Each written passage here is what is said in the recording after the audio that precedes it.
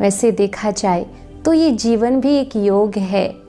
अकेला शरीर कोई काम का नहीं है, अकेला शरीर है तो जीवन नहीं है, अकेली आत्मा है तो भी जीवन नहीं है, परंतु आत्मा और शरीर जब इकट्ठे होते हैं, मिलते हैं, एक संबंध होता है, तब जीवन बनता है। शरीर की वास्तविकता को तो हम जानते हैं कि ये जो शरीर है ये 5 तत्वों से बना हुआ है। अगर इस शरीर में एक तत्व की भी कमी हो जाए तो आप समझ सकते हैं कि शरीर हलचल में आ जाता है, कोई छोटी मोटी बीमारी हो जाती है। तो वैसे ही ये शरीर 5 तत्वों की मांग करता है। इस शरीर को प्रकाश, पानी, ऑक्सीजन, भोजन ये सब चाहिए, तभी ये शरीर स्वस्थ रहता है। तो जिस तरह शरीर को चलाने के लिए इन 5 तत्वों की आवश्यकता होती है, बिल्कुल वैसे ही इस शरीर को चलाने वाली जो शक्ति है आत्मा, उसको भी जीवन जीने के लिए कुछ गुणों की आवश्यकता होती है, जिन गुणों के बिना मनुष्य जीवन बिल्कुल तनावग्रस्त और बेचैनी भरा हो जाता है, जो आजकल हम देख ही रहे हैं।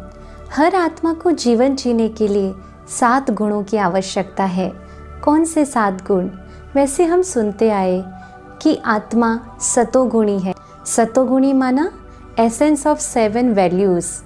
तो 7 गुण जो आत्मा को हमेशा चाहिए, वो 7 गुणों में सबसे पहला आता है आध्यात्मिक ज्ञान।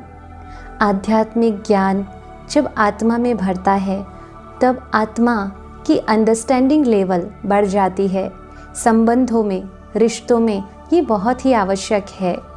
आज हम जानते हैं कि रिलेशनशिप्स में, रिश्तों में छोटी मोटी बातों में मिसअंडरस्टैंडिंग्स होती है और उसकी वजह से संबंधों में गांठें पड़ती है और फिर मन के अंदर तनाव आता है। तो आध्यात्मिक ज्ञान हमारी समझ को बढ़ाता है और आज के युग में समझ होना बहुत आवश्यक है।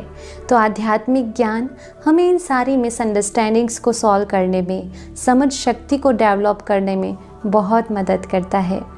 फिर दूसरा गुण है शुद्धि, यानी कि पवित्रता। आंतरिक और बाह्य दोनों शुद्धि चाहिए। हमारे संकल्पों की पवित्रता, हमारे बोल में पवित्रता, हमारे व्यवहार में पवित्रता, हम जो भी कर रहे हैं दृष्टि, वृत्ति और कृति में पवित्रता। फिर तीसरा महत्वपूर्ण गुण है प्रेम। आज प्रेम किसको अच्छा नहीं लगता है? छोटे बच्चे से लेकर बुजुर्ग तक सबको प्रेम अच्छा लगता है। सब चाहते हैं कि सामने वाला व्यक्ति हमारे साथ प्रेम पूर्वक बात करे। सबको प्रेम अच्छा लगता है, क्योंकि आत्मा का मूल नेचर जो है, ओरिजिनल नेचर भी प्रेम स्वरूप है। फिर हम चौथा देखें तो चौथा गुण है शांति। हम ओम शांति कहते हैं, जिसका अर्थ ही होता है मैं आत्मा शांत स्वरूप हूँ। शांति आत्मा का स्वधर्म है। आप देखिए, जब भी इंसान कोई स्ट्रेस में होता है तो कहता है प्लीज़ मुझे कुछ समय के लिए शांति से बैठने दो। क्यों? क्योंकि उस समय उसको शांति चाहिए, क्योंकि शांति में वो आत्मा कंफर्ट महसूस करती है, क्योंकि वो शांति ही उसका स्वधर्म है। अगर गुस्सा या फिर ऐसा दूषित वातावरण कंफर्टेबल लगता तो हम ऐसा कभी बोलते ही नहीं कि मुझे शांति चाहिए या मुझे शांति में बैठना है। परंतु शांति आत्मा का मूल नेचर है, ओरिजिनल स्वभाव है। इसलिए उस जोन में, शांति के वातावरण में आत्मा कंफर्ट महसूस करती है।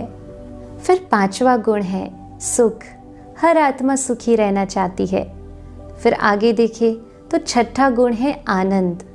आज किस आत्मा को खुशी नहीं चाहिए? हर एक आत्मा खुश रहना चाहती है, खुशी में रहना चाहती है। फिर देखें, शक्ति की भी आज बहुत आवश्यकता है। तो आत्मा का सातवां जो गुण है वो है शक्ति। परमात्म शक्ति आत्मा को कोई भी परिस्थिति से पार करने की ताकत देता है। ये सातों गुण जो है वो आत्मा का स्वधर्म है। परंतु आज हम देखें, जब इंसान को इनमें से कोई भी गुण की कमी महसूस होती है तो वो बाहर ढूंढने की कोशिश करता है। अगर दूसरे शब्दों में कहे तो ये गुण ही आत्मा की बैटरी है। और आज के युग में ये बैटरी बिल्कुल डिस्चार्ज हो चुकी है, इसलिए व्यक्ति भीतर से बिल्कुल ही खोखला हो चुका है, अंदर ही अंदर फ्रस्ट्रेट हो रहा है।